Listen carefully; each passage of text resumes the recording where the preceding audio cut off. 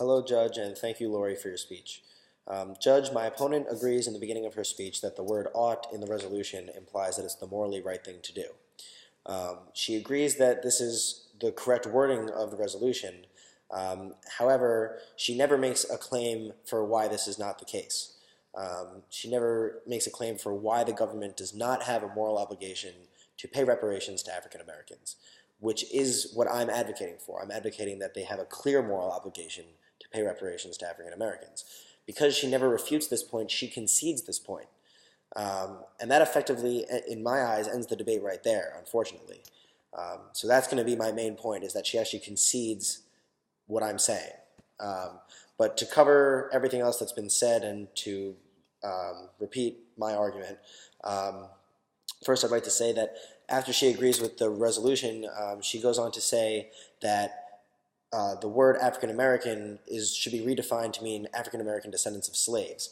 Now, this can easily be interpreted as her arguing for reparations with the condition that they be paid to descendants of slaves, which would be a counterplan. If this was the case, then her subsequent argument that it would be hard to track down all the descendants of slaves would actually apply to her plan, not mine, because I'm not arguing about descendants of slaves.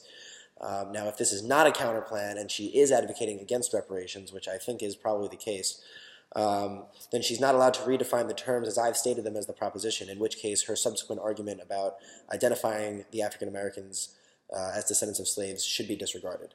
Now, just to cover all of her points, I'll respond to the point about backlash by saying that no cohesive argument was really made and no evidence for potential backlash was produced other than her own words. So I'll just respond by saying that my case outweighs and that reparations still ought to be paid despite any small chance of potential backlash.